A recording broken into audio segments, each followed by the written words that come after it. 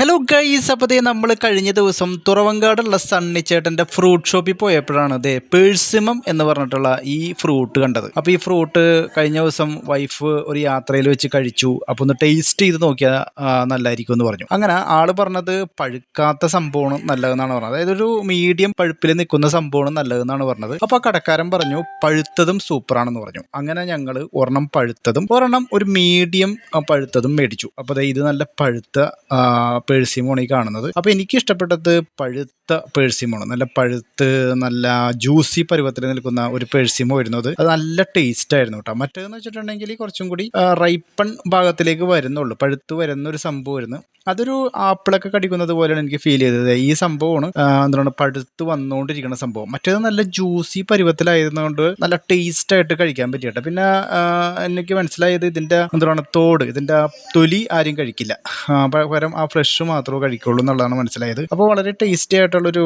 ഫ്രൂട്ടായിട്ട് എനിക്ക് ഫീൽ ചെയ്തു. ഞാനിങ്ങനെ നിരന്തരമായിട്ട് ആപ്പിൾ, മുന്തിരി, അങ്ങനെ ഓറഞ്ച്, അങ്ങനെയുള്ള സെയിം സാധനങ്ങളിലാണ് കഴിക്കാറ്. വല്ലപ്പോഴും ഒക്കെ ഒരു മാറ്റത്തിന് വേണ്ടിയിട്ടാണ് ഇങ്ങനത്തെ ഒരു വെറൈറ്റി സംഭവം പിടിച്ചത്. നല്ല ടേസ്റ്റ് ആയിട്ട് എനിക്ക് ഫീൽ ചെയ്തു കേട്ടോ. നല്ല രസം ഉണ്ടായിരുന്നു. അപ്പോൾ ഇനി പേഴ്സിമം നമ്മുടെ ഒരു നല്ലൊരു ഫ്രൂട്ടാക്കി മാറ്റാം എന്നുള്ളതാണ് എൻ്റെ ഒരു പ്ലാൻ.